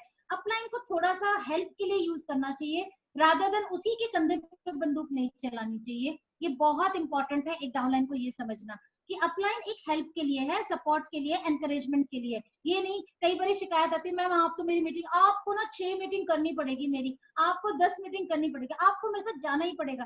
तो मुझे बड़ा अजीब लगता है ये बात। मैं बोलती हूँ भाई मैं 2-4 मीटिंग करूंगी, आप सीख लो, मैं आपको सिखा दूंगी, but every time I can't be with you. तो ये एक डाउनलाइन को ये बात समझनी चाहिए। और याद रखिए जितनी जल्दी हमारी टीम के जितने लोग जल्दी से इंडिपेंडेंट होंगे, जल्दी से अपने पैरों पे खड़े होंगे, उतनी जल्दी वो डिस्ट्रीब्यूटर से, सिंपल वाले डिस्ट्रीब्यूटर से इन्फ्लुएंसर की तरफ बढ़ेंगे। और यही तो चाहिए हम सबको। माइंडसेट चेंज होते ही हमें बड़ा रिजल्ट चाहिए, और बड़ा रिजल्ट करने के लिए हमारे को रिजल्ट इन्फ्लुएंसर बनना पड़ेगा। तो ये बहुत इंपॉर्टेंट है। सेकंड जो क्वालिटी मुझे लगती है होनी चाहिए कि एक्स्ट्रा सपोर्ट के लिए डिमांड नहीं करनी चाहिए कभी भी। हमने कभी नहीं किया, जो सपोर्ट मिला हम उसमें खुश रहे। और जितने भी लीडर्स हैं, कभी मतलब जितने भी बनने जा रहे हैं और जितने भी लोग हैं, कभी आप हम सब पलट के देखते हैं तो हमें लगता है जितना मिला सपोर्ट हम उसमें बहुत ग्रेटिट्यूड फील करते हैं अपने अपलाइन के लिए कि यार उन्होंने हमें ये बिजनेस दिया, उन्होंने हमें ये अपॉर्चुनिटी दी, उन्होंने हमें चलना सिखाया, उन्होंने हमें इनिशियल स्टेज पे ये सारी चीजें सिखाई हैं। हम तो उसी के लिए बहुत ग्रेटिट्यूड फील करते हैं। एक्स्ट्रा तो कभी सोचा ही नहीं था हमने। तो बी इंडिपेंडेंट जितना हो सके, ये एक डिस्ट्रीब्यूटर को बहुत जल्दी समझ में लेना चाहिए। Listen and learn and be a good student, बहुत जरूरी है एक अच्छा डिस्ट्रीब्यूटर के अंदर ये अपने अंदर डालना कि आपको अपलाइन को सुनना है। कई बार मैंने देखा है अपलाइन और डाउनलाइन में कोई खास डिफरेंस मान लीजिए नहीं है, 17% है, फास्ट स्टार्ट हो गया कोई आकर, वो सोचता है अरे ये तो अपलाइन नहीं है। बट अपलाइन का मेरा यहाँ मतलब है जिसने आपको इस बिजनेस में इंट्रोड्यूस किया है वो पर्सन आपका अपलाइन है, चाहे वो आप दोनों सेम लेवल पे हो, फर्क नहीं पड़ता इससे। पर आपके अंदर उसके लिए रिस्पेक्ट, आपके उसके अंदर एडिफिकेशन, ये सारी चीजें पहले दिन से होनी चाहिए। ये नहीं कि जब मेरे से बड़ा लेवल हो जाएगा तब मैं उसको रिस्पेक्ट दूंगी, ऐसा नहीं होना चाहिए। और ये चीज हर एक डिस्ट्रीब्यूटर को समझना चाहिए। लिसन करिए, लर्न करिए। और कई बार मैंने देखा है कि अपलाइन प्लान समझा रहा होता है, डाउनलाइन फोन पे बातें कर रहा होता है या कुछ और अपना काम कर रहा होता है, कुछ गेम ही खेल रहा होता है बैठा बैठा। ये अपलाइन का कोई ड्यूटी नहीं है कि आपकी मीटिंग करेंगे, आपके टीम को बिल्डअप करेंगे, वो आपको सपोर्ट कर रहे हैं एंड साइमल्टेनियसली आपको सीखना है वो चीज। तो रिस्पेक्ट करिए अपने अपलाइन की, साथ ही साथ अंडरस्टैंड दैट हिज और हर सक्सेस इज नॉट मतलब लाइक उसका, आपका सक्सेस जो है वो उनका बिजनेस नहीं है, दिस इज योर बिजनेस। आपको आपके सक्सेस की रिस्पॉन्सिबिलिटी लेनी पड़ेगी। रिस्पेक्ट करिए अपने अपलाइन को इन रिगार्ड ऑफ कि आपका वो अपलाइन आपके लेवल पे है, आपका दोस्त है, आपका भाई है, आपकी मम्मी है, कोई भी है, बट आपको इस बिजनेस में जिसने भी इंट्रोड्यूस किया आपको उसकी रिस्पेक्ट करनी है, आपको उसको एडिफाई करना है, बहुत इंपॉर्टेंट है। अ गुड टीम प्लेयर बनना बहुत इंपॉर्टेंट है, जो अपलाइन के लिए भी इंपॉर्टेंट है, आपके लिए भी। आपकी टीम जो नीचे आती है वो बहुत जरूरी है। अपलाइन के हर एक काम में आप सपोर्ट करिए, वो जो एक्शंस देते हैं, जो वो आपको गाइडलाइंस देते हैं, उसको आपने एक अच्छे टीम प्लेयर के साथ में उसको निभाना है। और साथ ही साथ एक डिस्ट्रीब्यूटर या एक डाउनलाइन की भी यही मुझे लगता है कि पहली इंटेंशन होनी चाहिए कि रिलेशनशिप पहले बनाना है और income comes second. So focus on relationship, income comes second. मैंने इस चीज पे हम लोगों ने, मैंने और सिद्धार्थ ने हमेशा फोकस किया है, और आई थिंक यही रीजन है कि आज एक बहुत बड़ा नेटवर्क आज हमारे साथ में काम कर रहा है, और हम अच्छे से एक टीम को हम लोग एक इंटरनेशनल टीम को लीड कर पा रहे हैं। It is very important. And आखिरी में यही बोलना चाहूंगी, अगर किसी को कोई इशू भी आ रहा है, अपलाइन डाउनलाइन में समटाइम्स इशू हो जाता है कि हमें समझ नहीं आ रहा होता है कि क्यों, मतलब कई बार रीजन भी पता नहीं होता है और कई बार खिटपिट चल रही होती है, तो 3 चीजें याद कर लीजिएगा। कम्युनिकेट करिए, बी इन टच। अगर आपको आपके अपलाइन के साथ या आपकी टीम मेंबर्स के साथ में कोई गैप नहीं चाहिए तो be in touch. This is relationship, you have to take initiative कि आपको उनके साथ बात करना है, उनको अंडरस्टैंड करना है। और अंडरस्टैंड एक चीज और करना है कि कई बार हो जाता है, कोई गलती हो जाए, चाहे वो अपलाइन हो चाहे वो डाउनलाइन हो, कोई मिसअंडरस्टैंडिंग हो जाती है तो थर्ड हमारे पास एक चांस है, फॉरगिव करिए ना, लेट इट गो। चाहे वो अपलाइन ने किया चाहे वो डाउनलाइन ने किया, let it go, we all need to forgive. And जब हम कम्युनिकेट करते हैं, अंडरस्टैंड करते हैं और फॉरगिव करते हैं, ये तीनों चीजों को अपनी कम्युनिकेशन में लाते हैं, बिलीव मी कोई भी मिसकम्युनिकेशन नहीं होती है। हम हमेशा बहुत क्लियर तरीके से काम करते हैं, एक अच्छी टीम बिल्डअप होती है, विद गुड हार्मोनियस रिलेशनशिप रहता है उस टीम के अंदर। और बिलीव मी फिर हमारा माइंडसेट बहुत अच्छा रहता है, माइंडसेट अच्छा रहता है तो हम काम बहुत अच्छा करते हैं और ग्रोथ बहुत अच्छी होती है उस टीम की। तो 3 चीजें जो मैंने बताया, पहली चीज माइंडसेट, दूसरा स्किल और तीसरा रिलेशनशिप पे हमको ध्यान देना है। And seed of success is inside you. मैं हमेशा बोलती हूँ जो सक्सेस का जो बीज है ना, वो सिर्फ आप ही के अंदर है। तो ये तीनों चीजों को जब आप अप्लाई करते हो, जब आप इसको इनकलकेट अपने अंदर डालने की कोशिश करते हो, तो सक्सेस आ ही जाता है, ऊपर आ जाएगा, क्योंकि वो फल फ्रूट वो देगा ही देगा, सीड तो ग्रो करेगा।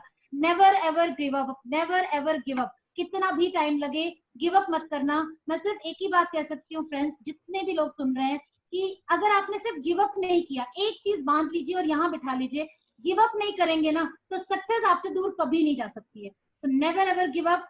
सक्सेस हमेशा आपने सुना है, सक्सेस इज नेवर एंडिंग, कभी भी फेलियर इज नेवर फाइनल, ये आपने कई बार आपने सुना है।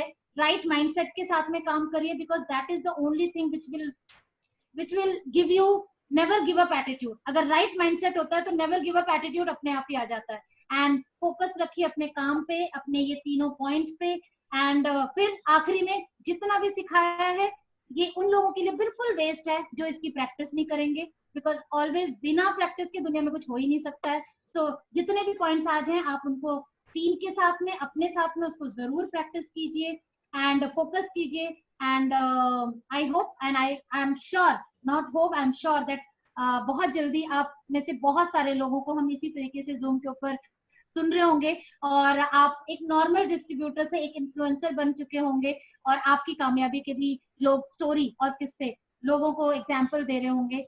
So wish you all the best. And कोई क्वेश्चन लेना चाहे तो ले सकते हैं, I am here. And thank you so much for inviting me here on this zoom. And जितना मेरे पास था आज के लिए मैंने आज आपको देने की कोशिश की। Thank you so much very ma'am. Much, thank you ma'am, thank you. बहुत बढ़िया मैम, बहुत बढ़िया, बहुत ही बढ़िया।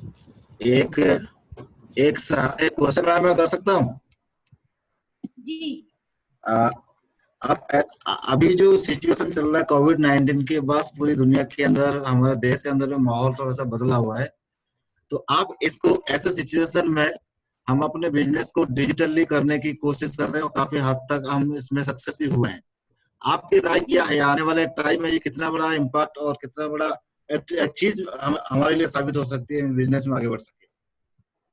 आप यूज ऑफ टेक्नोलॉजी बोल रहे हैं, मीडिया बोल रहे हैं?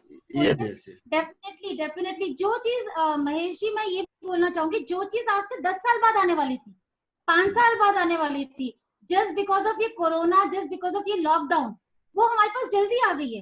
एंड मैं बिकॉज लेडीज के साथ बहुत काम करती हूँ, तो लेडीज इतनी हैप्पी हो रही है, जितनी भी लेडीज सुन रही है यहाँ पर, वो इतनी खुश है कि हम घर से प्लान दिखा रहे हैं, हम घर से अपना बिजनेस को बिल्डअप कर रहे हैं, लोगों के साइन अप्स हो रहे हैं, टीम बिल्डिंग हो रही है और ज्यादा आप देख रहे होंगे, अगर आप बहुत सारे ग्रुप्स में हैं तो देख रहे होंगे नए क्राउन्स आ रहे हैं, नए ब्रॉन्ज डायरेक्टर्स आ रहे हैं, नए टीम के अंदर लेवल्स बढ़ रहे हैं, आप ये देख ही रहे हो। और मीडिया तो आने वाले टाइम का, ई टेक्नोलॉजी मतलब आने वाले टाइम को हमने पहले बुला लिया, मैं तो यही बोलूंगी। और प्लीज अपग्रेड करिए अपने आप को। जितने भी लोग मुझे आज सुन रहे हैं, मैं उनसे सिर्फ ये कहना चाहूंगी कि आप सब लोगों को अपने आप को अपग्रेड करना पड़ेगा। मुझे नहीं आता था, जैसे मैंने ट्रेनिंग के दौरान भी बताया, मुझे जूम चलाना नहीं आता था।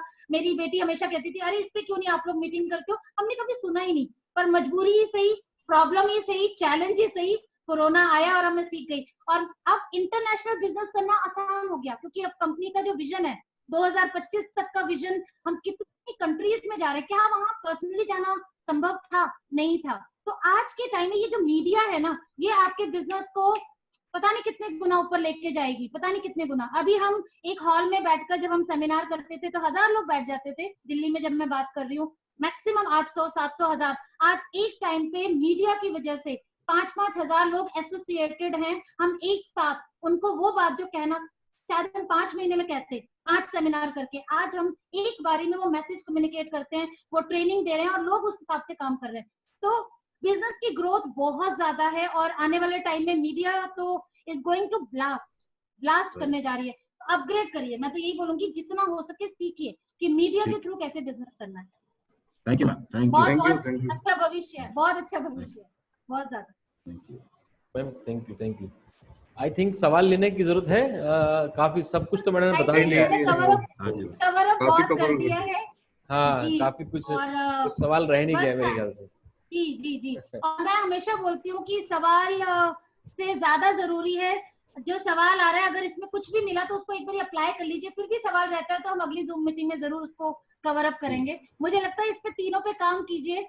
बट मतलब मैं आपको पर्सनल बता रही हूँ, जितनी भी आउट ऑफ स्टेशन की लेग है जो मैं बिल्डअप करती हूँ, बहुत ज्यादा आउट ऑफ स्टेशन नहीं जाती, क्योंकि एक लेडी की रिस्पॉन्सिबिलिटी बहुत ज्यादा होती है, घर भी देखना है, बच्चे भी देखने हैं, और बहुत ज्यादा 8-8, 10-10 दिन के लिए मैं नहीं कर सकती हूँ आउट ऑफ स्टेशन। बट थोड़े विजिट में बहुत ज्यादा काम just because of in tips से मैंने करा है, और आई एम 100% श्योर कि आप में जितने भी लोग इसको अप्लाई करेंगे, मुझे जरूर कमेंट कीजिएगा या अपने अपलाइन को जरूर बताइएगा कि आपके बिजनेस में कितना फर्क पड़ा। So thank you so much once again. Thank you so much. And God bless you all. God bless you. Thank you ma'am, thank you so much. आपने मैम समय दिया हमें, अपने शेड्यूल तो बिजी रहता ही है, लेकिन अभी आप इमरजेंसी में किसी जगह बनारस में गए हुए हैं और वहाँ पे इतने टेक्निकल इश्यू होने के बावजूद भी आपने इस पूरे सेशन को इतने बढ़िया तरीके से करा। यही दर्शाता है कि कोई आदमी कैसे जीरो से यहाँ तक पहुंचा है। आमतौर पर लोग जरा सी परेशानी आती है, अपना आपा खो देते हैं, परेशान हो जाते हैं, झुंझला जाते हैं, लेकिन लीडर की यही निशानी होती है, वो जितने भी उसके पास उपलब्ध संसाधन होता है उसको बेस्ट इस्तेमाल करता है। हमें पता है कि आपने मीटिंग कैसे करी, हम सब बता नहीं सकते हैं, लेकिन नहीं, आप शेयर कर सकते हैं, आप शेयर कर सकते हैं। इनफैक्ट मैं शेयर करना चाहूंगी कि मेरी बुआ जी के यहाँ वाईफाई नहीं है, मेरी बुआ जी के यहाँ वाईफाई नहीं है, तो पहले मैंने कोशिश करी कि मैं अपने इससे कनेक्ट करके करूं, क्योंकि आप लोगों के साथ मुझे स्लाइड शेयर करनी थी, सो दैट आपके पास पॉइंट हो लिखने के लिए। मैं बहुत बिलीव करती हूँ राइटिंग में, तो नहीं हुआ। फिर मैंने बुआ को बोला, मैंने फटाफट ढूंढो किस पड़ोसी के पास वाईफाई है, तो मैं किसी और के घर में आकर आप सबसे बात कर रही हूँ। तो मैंने बोला ना, problem solver, characteristics of a influencer. तो जब भी कोई प्रॉब्लम आती है उसका सोल्यूशन, वो बोली कहाँ लेके जाऊं, मैंने बोला मुझे नहीं पता बुआ। मैंने अपना लैपटॉप उठाया, तार उठाया, मैंने बोला बुआ चल पड़ो, गली में देखेंगे जिसके पास वाईफाई उसके घर में घुस जाएंगे। तो आज हम यहाँ पर आए। क्या बात है, क्या बात है। It is fun, it is very good. तो मैम यही मैं सबसे यही कहना चाहूंगा कि आपने सभी के बिहाफ पे आपने हमें इतना समय दिया और अपनी इतनी जबरदस्त नॉलेज के माध्यम से सबको आपने एजुकेट किया। और मेरा ऐसा मानना है कि जो बातें आपने 3 पॉइंट बताए हैं, इनको अगर आधार बनाकर कोई व्यक्ति अपने बिजनेस की तरफ आगे बढ़े, काम करे, तो डेफिनेटली उसको एक सही दिशा मिलेगी, उसके बाद तो उसको स्पीड मिली जाएगी। तो मैम बहुत बहुत धन्यवाद आपका, और आने वाले वक्त में इसी प्रकार से आपका समय लेते रहेंगे, और जो चीजें आप खुद सीखती हैं, सिखाती हैं, मैं और भी आपके सेशन देखता हूं तो बहुत कुछ आपके पास में है, तो समय समय पे जरूर आपके उस नॉलेज को हम लेते रहेंगे। With this ma'am, thank you so much, शुक्रिया। Thank you ma'am, thank you all leaders, thank you Ashish ji, thank you Manish ji, thank you all leaders जिसको मैं नहीं देख पा रही हूँ। Thank you so much, and God bless you all, and have a great success. Thank you so much. Thank you. तो साथियों, ये था